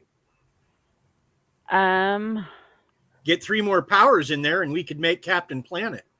I know. I was gonna say that's a fucking that's a body matchup. I guess let's do Memories. I don't know. And well, I mean, Memory was my number 5. Heart was my number 23. So Memory gets my vote, and he gets the win, moving into the quarterfinals. Which way would you have gone, Steve? I have Memory and Heart were my, I believe, 10 and 11. So Memory beat it by 1. And Drew, which way would you have gone? I'm actually making it a sweep. It's a sweep then. First sweep of round 2 already. This next matchup, may not. But it's going to get started off by Harley. It's Forever is a Long Time versus Wake Up the Moon. Forever's a long time. I'm going to be opposite on that because Wake Up to the Moon is my number 12, and Forever is a Long Time is my number 18. So they're close, but Wake Up to the Moon is just such a fucking amazing song off of Ghost Lights, which is one of the best albums ever put out. But which way you want to go, Steve? I have Wake Up to the Moon. And Drew? Wake Up to the Moon. Wake Up to the Moon takes it. But which way would you have gone, Dean? Wake Up to the Moon. 4-1. But that means that the next matchup gets started off by me, and it's Return to the Opera versus the Toymaster Live. And the Toymaster Live is my number 7. That's obviously getting my damn vote. It's one of my favorite songs by them, off Scarecrow. Return to the Opera is a new song, and it's good. My number 17, but it's not fucking amazing. But which way you want to go, Steve? Return to the Opera. Toymaster Live was pretty low on my list, so. You should already know that. He said he does not like 99% of live Either do I. But I fucking like that song. Because this one might be that 1%. It could. You never know. Yeah, but he ranked that one pretty low. Hey, you got a problem with the 1%. There's going to be a certain orange guy that's going to have people show up at your door. Just saying. But Drew, which way you want to go? Are you talking about one of the Muppets, like the one that used to host the game shows? Guy Smiley. Yeah. Are you talking about Guy Smiley? One. Guy Smiley. Yeah. Yeah, sure. That's what he's talking about. Okay, cool. Drew, which way you want to go? I don't even remember what we're voting on. Return to the Opera versus Toymaster Live. I'm going to go Toymaster on this one. And Dean? I liked Toymaster, so that's where I'm going. Toymaster takes it. But which way would you have gone, Harley? Return to the Opera.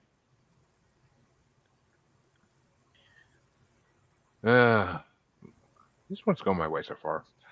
But the final matchup in this side of round 2 is going to get started off by Steve, and it's Chalice of Agony versus In My Defense. By far, Chalice of Agony. And Drew? Ditto. Dean? Yep. I'm having a shirt with that made pretty soon, actually.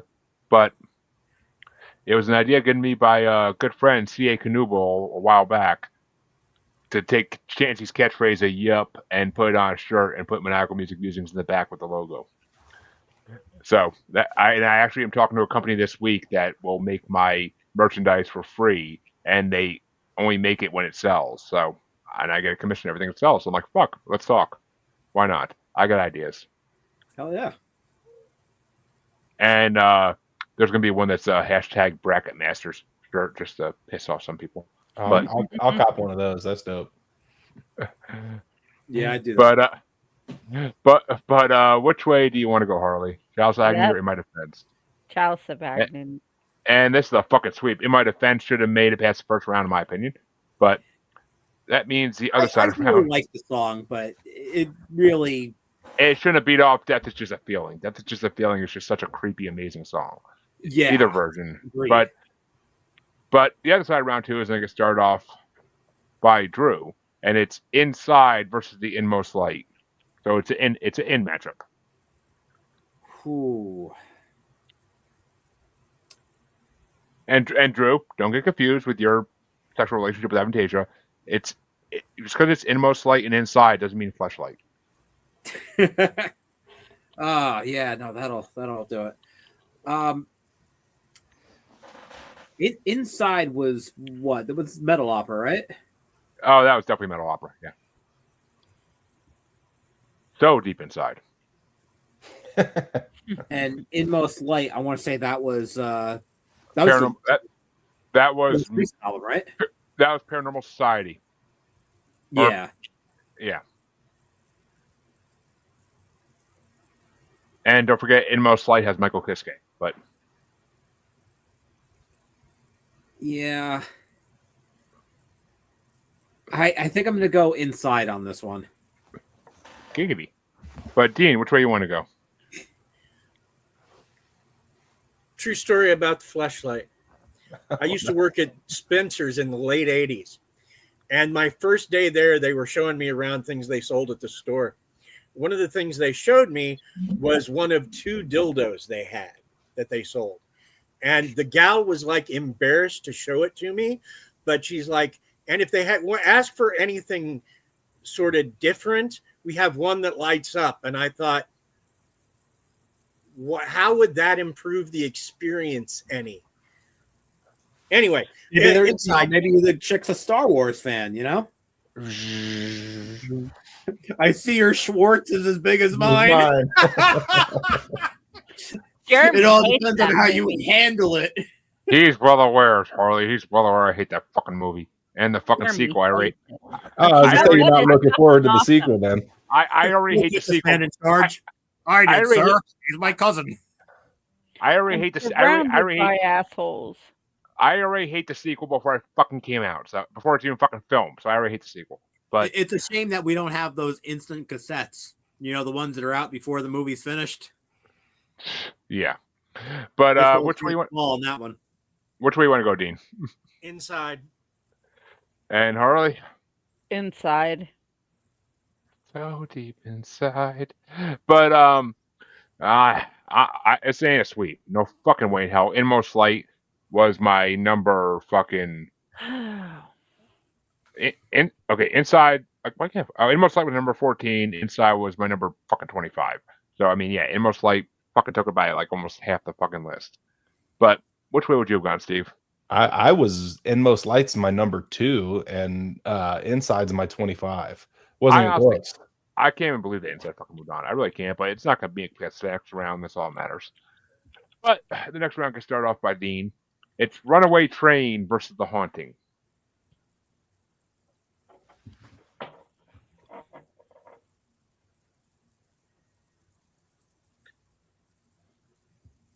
Dean, come back in, Dean.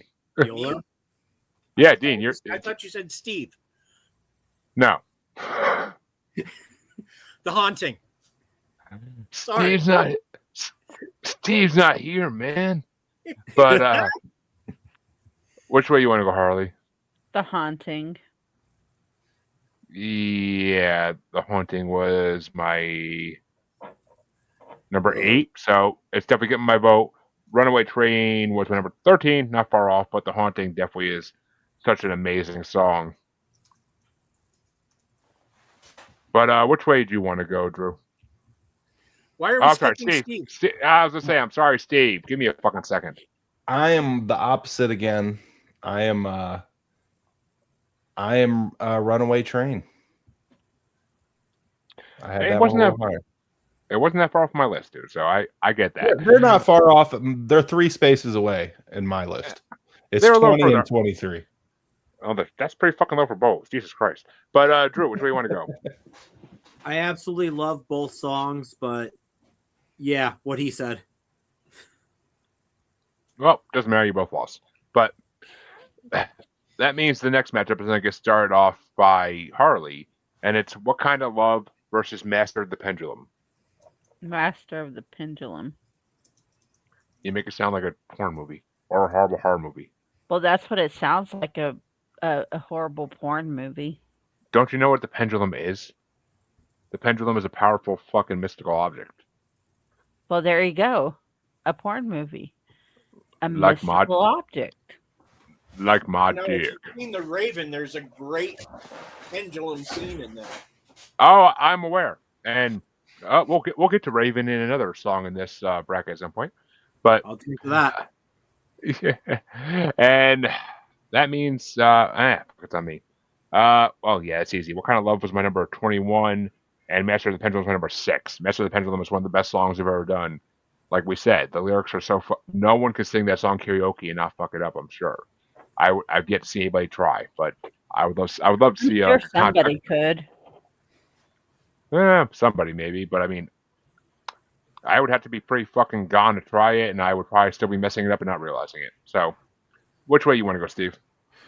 I'm actually going What Kind of Love. That's my number 7. And Master of the Pendulum is 14. But I really the What Kind of Love the vocals were just so great. They were haunting. Beautiful. Well, I mean that's because it's Somerville and Kiski, which they did 2 albums together, fucking sing songs like that. So yeah, Right. it's their thing. Like they got practice. But Drew, which way you want to go? Master of the Pendulum. And that means Master of the Pendulum does take it. It almost was a tiebreaker for Dean, but didn't go that way. Which way would you have gone, Dean? Master of the Pendulum. Yeah, it wouldn't have made a difference. And we go into the final match of round 2. I have to start. Fuck. It's Arabesque versus the Tower. I want to go cry right now, but it's my number 2 versus my number 3. Like fuck me. But Arabesque takes it. I love both these songs with a raging heart on, but Arabesque just has many more elements, and it's just such a better song in a lot of ways. Like, so I gotta go with Arabesque, even though the Tower is fucking incredible. But which way you want to go, Steve? I'm the Tower. Tower was my number 4. Arabesque was in the teens for me. Not that it was bad. It just I liked the Tower better. And if you listen to Arabesque, none of us knew it at the time, but in the middle, at the end, towards the end of it, he says, "Welcome to the Creep Show, welcome to the Freak Show," and then Creep Show ended up being like the big single off their next album, which never knew at the time, and it took me a little while to put together after the new album came out. But I was like, wait a minute. I listened to Arabesque, and I'm like, wait a minute. Oh, he fucking said it. He fucking announced what he was doing the next album for the big single. Yeah, spoiler alert. Well, he did it. I mean, he did it he did it in Moonglow too. Because what he said like in one of the songs, like "Welcome to the Paranormal Society." So I mean, he fucking does this shit, but his little fucking hints. But which way you want to go, Drew? What were the choices again? It was the Tower and what? Arabesque. Arabesque. I'm actually going to go the Tower on this one. And Dean? Tower. It's my number 3. It's my number 3. Gonna keep saying that. It's my number 3. But which way would you have gone, Harley? The Tower. Fucking Christ, But I can't be mad. I really can't be mad. It's the fucking Tower. We knew this was going to happen. I didn't. I was hoping people would see the light. But it took me. Reach out for the light. Yeah, I keep telling myself. It took me a lot of times to get into Arabesque, so maybe everybody else will too eventually. But the quarterfinals can get started off by Steve, and it's Memory versus Wake Up to the Moon. All right, let me find my list here again. Memory. And you said Wake Up to the Moon? Yes. Oh, this is a close one for me because Wake Up to the Moon is my 9 and Memory was my 10. So Wake Up to the Moon just barely edges it out. Hey, Drew, you know about that. But which way you want to go, Harley? I haven't gotten a text that she's listening yet, so I think I might be okay telling that story. It would be one of those all caps, "You asshole." Fucking shit. Honestly, she might have a good sense of humor about it, too. She's a fickle one that way. I mean, she dated you, so, you know. But which way you want to go, Drew? Memory or Wake Up to the Moon? I'm going to go Wake Up to the Moon on this one. And Dean? Wake Up to the Moon. Wake Up to the Moon takes it and goes into the semifinals, but which way would you have gone, Harley? Wake Up to the Moon. And this is gonna be a sweep because that's my. Actually, no, it's not. It's not a sweep. It's not a sweep. Wake Up to the Moon is my number 12. Memory was my number 5 because I have a lot of bad memories of horrible women. So, Memory, the song Memory kind of like takes about memories haunting you, kind of like is a theme song for me. But that means Drew starts the next matchup, and it's Toy Master Live versus Chalice of Agony.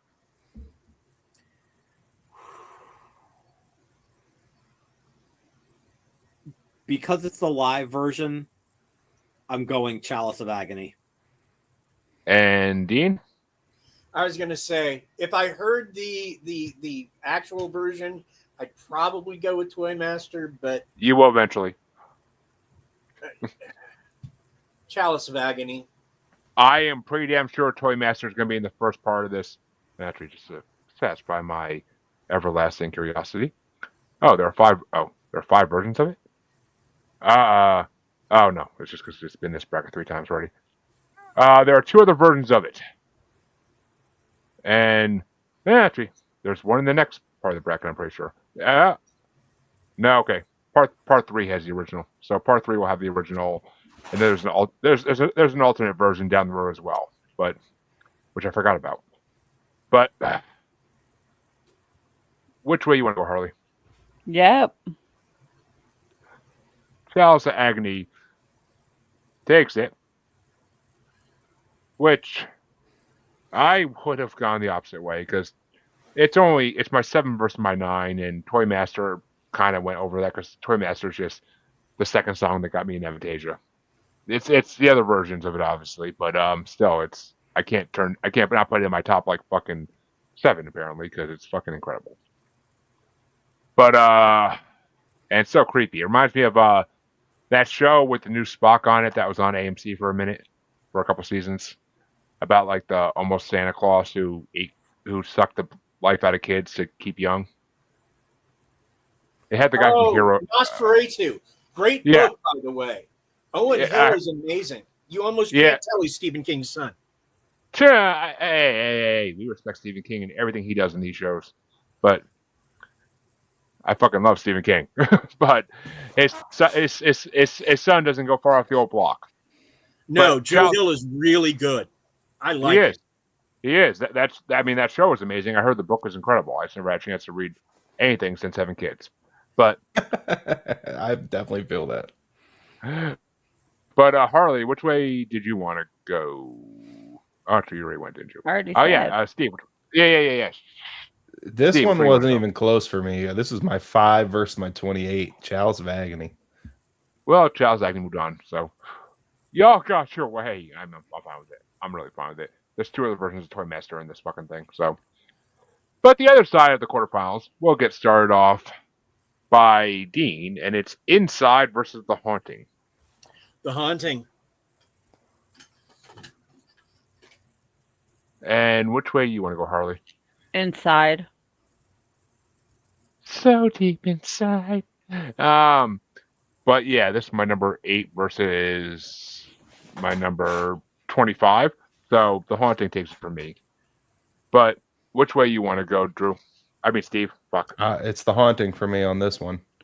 Just barely, but The Haunting gets it. Yeah, I'm going Haunting as well. So The Haunting was just barely inside for you, Steve.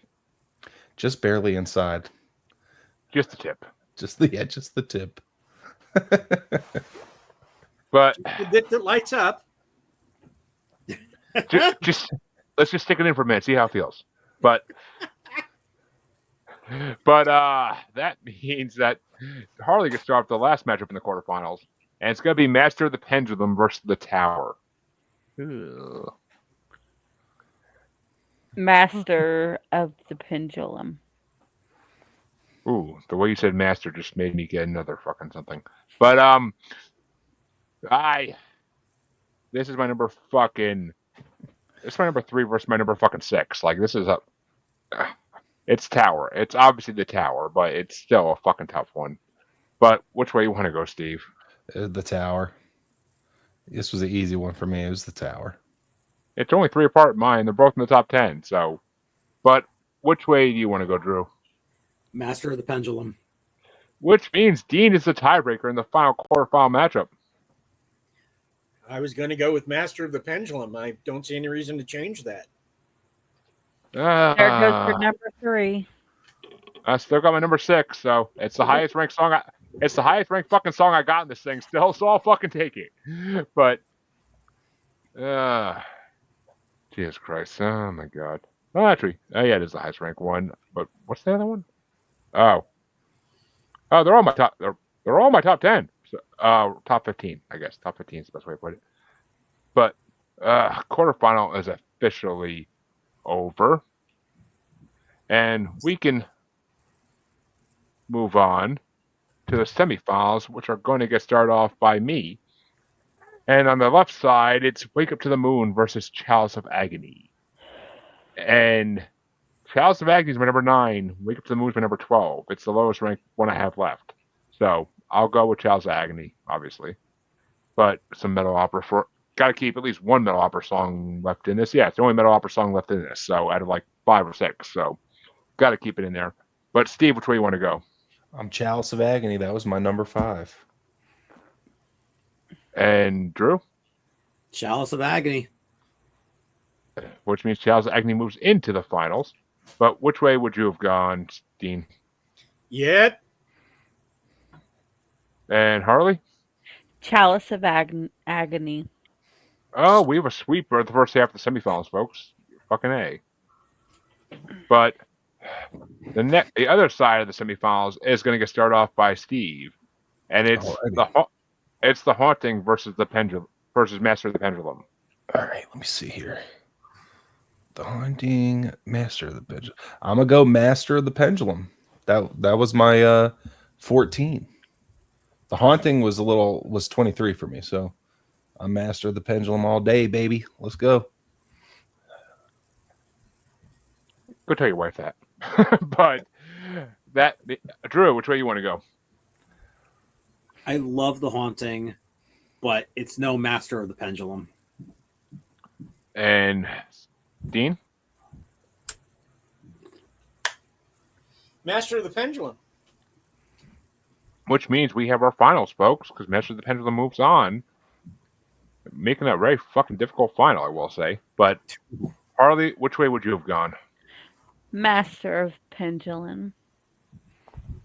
You keep saying that in your fucking porn voice, and I swear to God. But, Okay.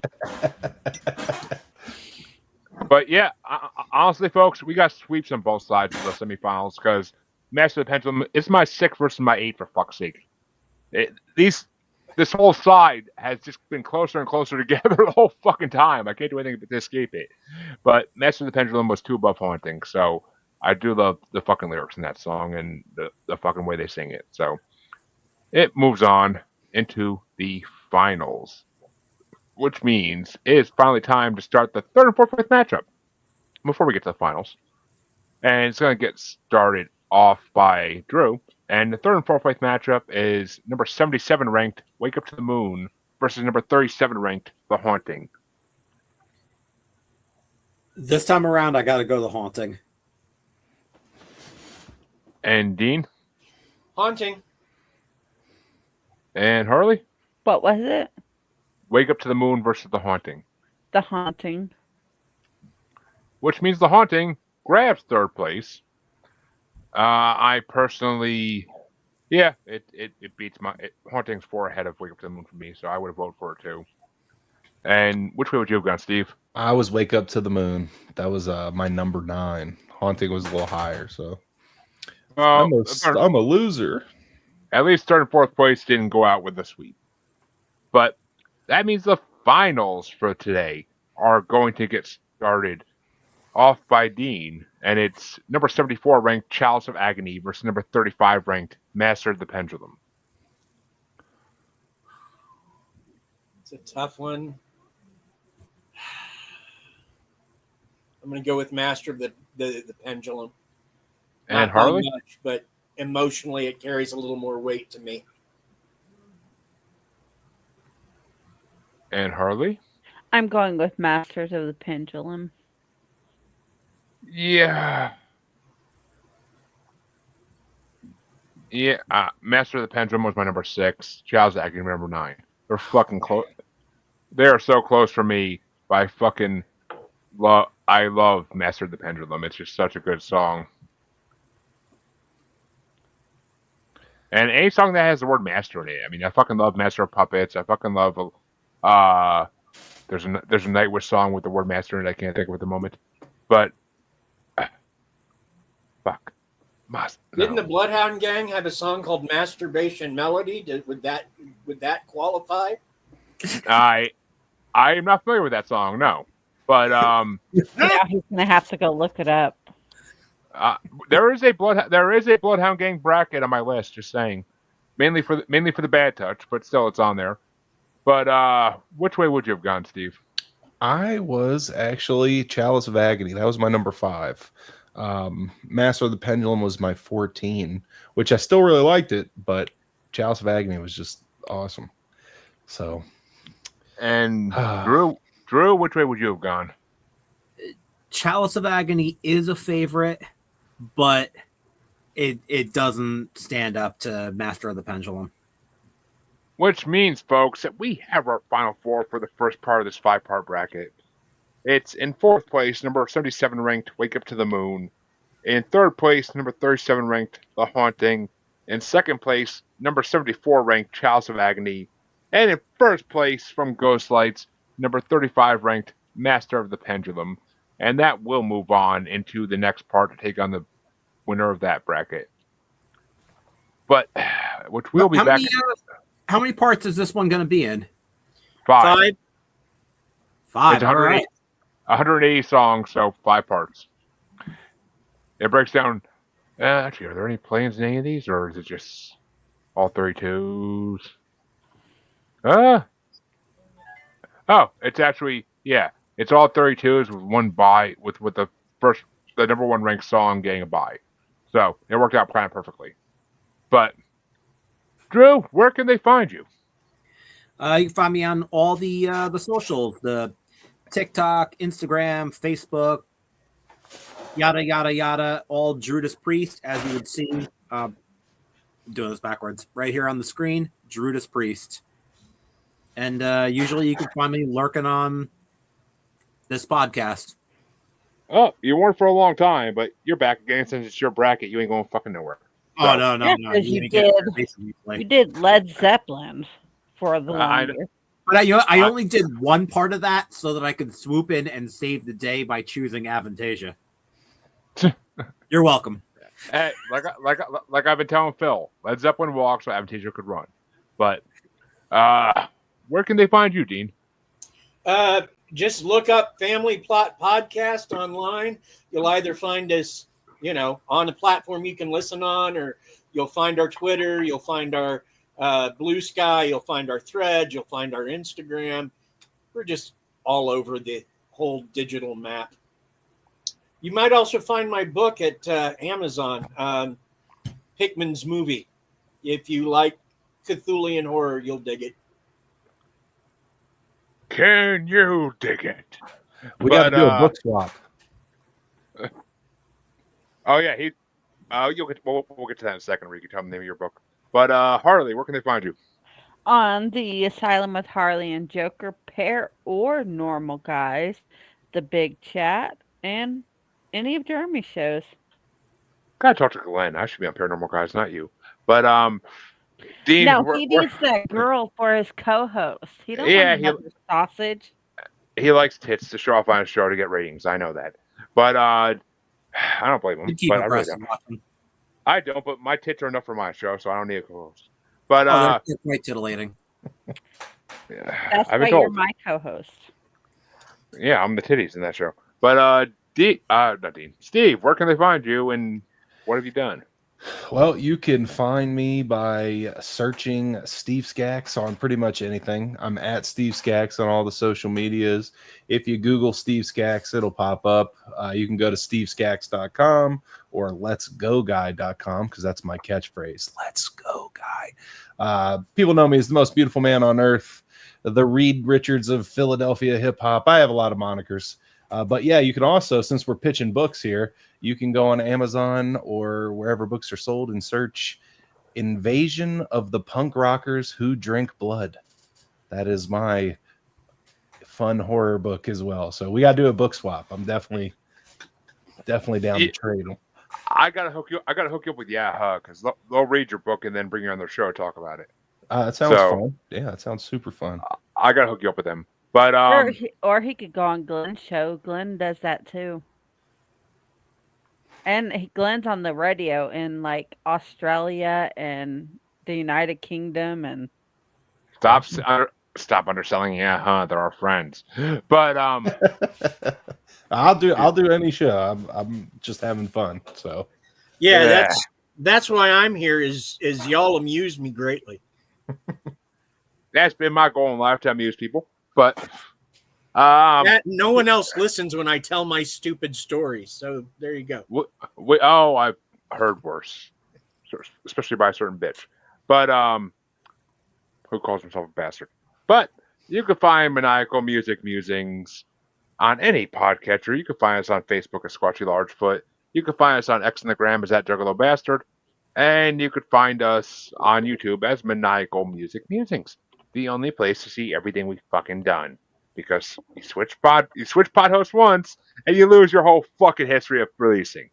Well, and Fucking now life. now your show's on the Asylum with Harley and Joker too. It's fucking everywhere. I'm everywhere like a bad case of herpes. But ooh. come back in 2 weeks and see the next part of this bracket, and I guarantee there will be more erections and more hard decisions as we move forward. I fucking Well, it guarantee. only gets harder from here. And that is what she said. Two things. Good job, Drew.